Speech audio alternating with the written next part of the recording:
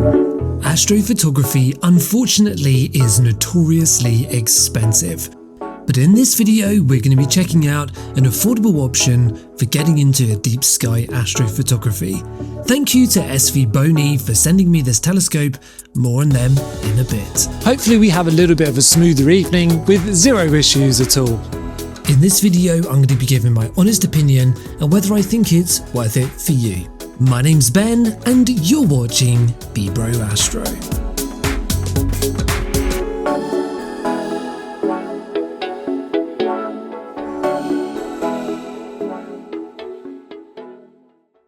Yes, you did read that title correctly. This quadruplet refractor is under $400 US, but let's see if it's any good.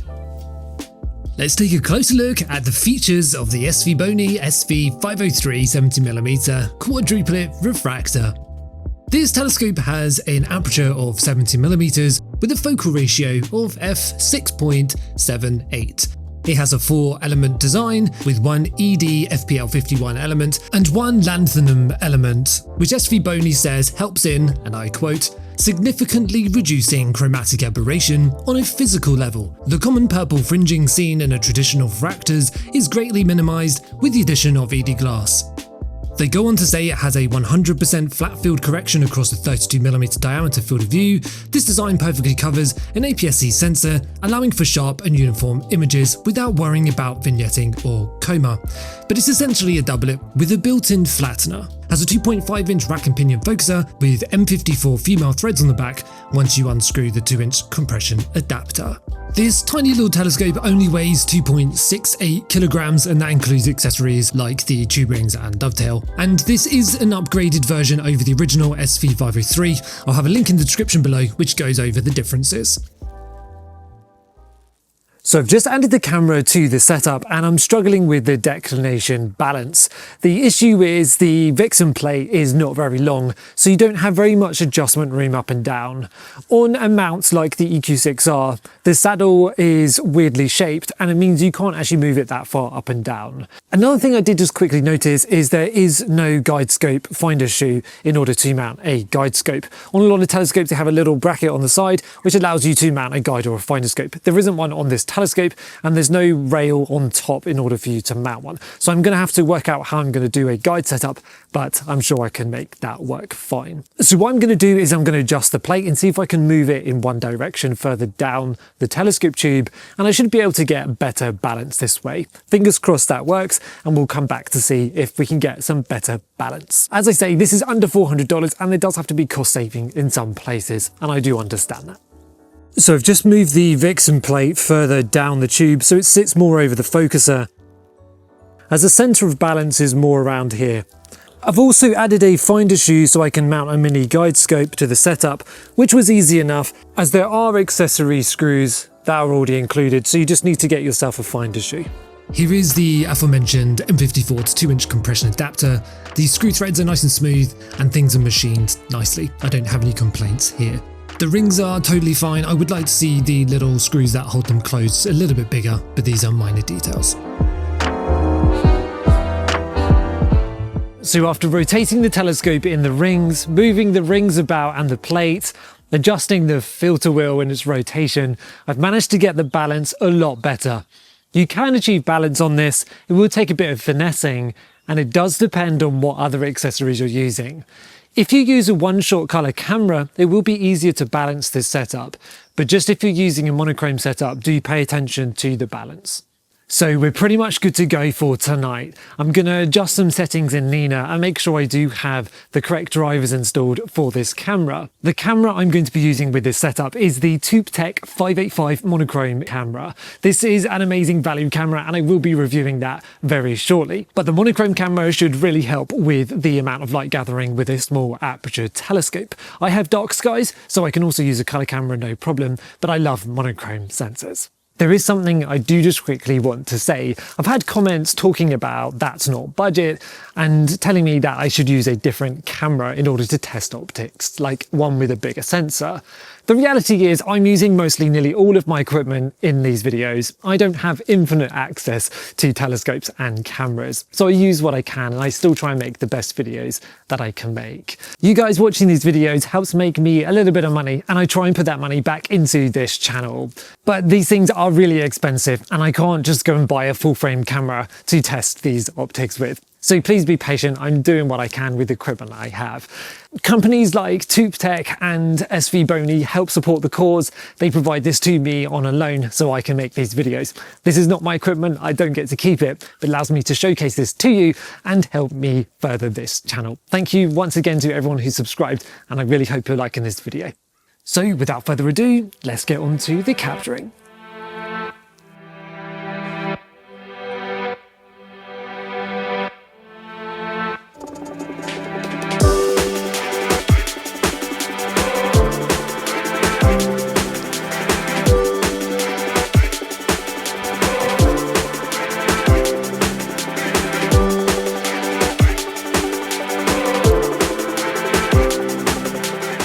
So I've just spent a few hours collecting darks for this 585 camera from NEWT. It's going to be first light on that camera and first light on this telescope. So I've got my dark frames ready and I'm just going to see if I can reach focus with this telescope. SVBONY do say you need spacers or a diagonal to reach focus with this telescope. So unlike a lot of quadruplets where you can reach focus regardless because of the design, this isn't one of those. So I'm just going to see if I can reach focus and then start imaging for the first time.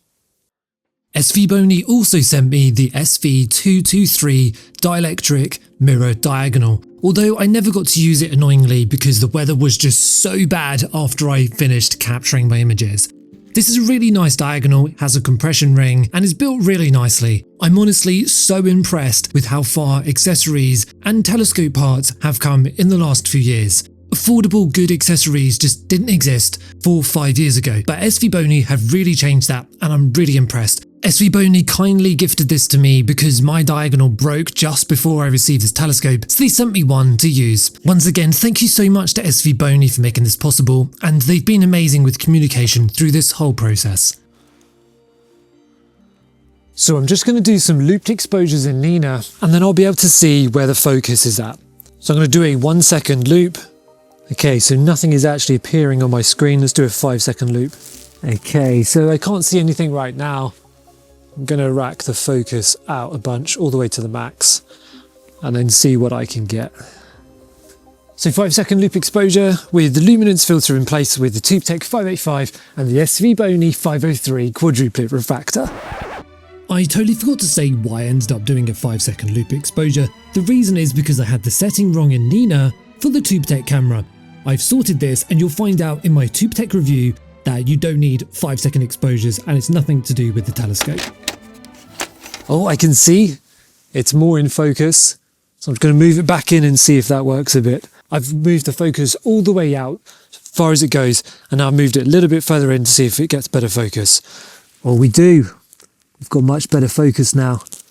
So now I'm going to use the fine focus knob on the other side to get crisper, sharper focus. So basically, I just need to get the focus pretty tight and then I can eventually put an autofocus unit on. If I put an autofocus unit on first, I will spend ages moving the focus in and out slowly with the autofocuser, and it's quicker to do it this way and then add an autofocus unit afterwards.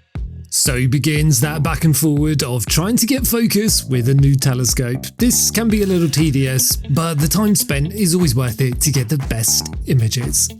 If you're enjoying this video, do feel free to hit the like button, and if you're not already subscribed, consider subscribing if you want more videos. I've got lots planned coming up, more equipment reviews, more showcases, and more exploring the night sky, including bringing back out the 14-inch Dobsonian. If this sounds fun, hit the subscribe button and enable the bell notifications so you get notified when I next upload. So I've just spent some time getting focus with this setup. It's not totally perfect, but I will add an autofocus unit at another time.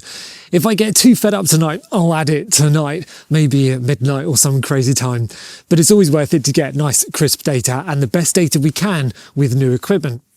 So the SVBONY 503 quadruplet refractor is collecting its first light. So let's see how good a telescope can be under $400 US. Staggering price, and I still can't quite believe it. So let's see how it goes.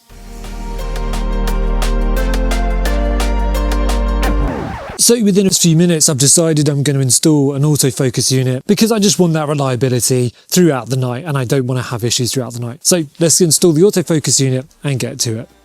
Installing the autofocus was simple. Just like many other focuses on the market, it's easy to fit. And I know you're eagerly awaiting a final image from this setup, but don't worry, here it comes. This is one of my favourite images I've ever captured, so I do hope you'll like it too.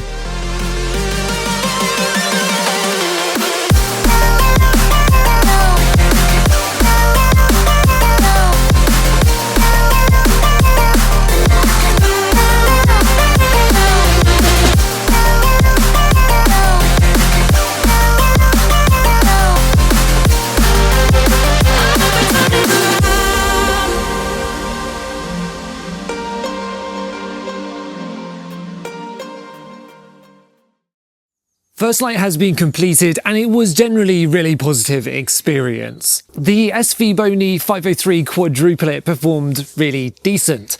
It does have signs of pinched optics though, although feel free to correct me in the comments below. But it does have some little notches out of the brighter stars. It's hard to know if this is due to the cold weather we've got at the moment or whether it is the actual optics. It's nothing too major and most people won't notice this. And for under $400 US, I really can't complain. I'm going to move on to an LRGB image and then I can test the broadband performance of this setup. And it will really show how good the stars on this refractor actually are.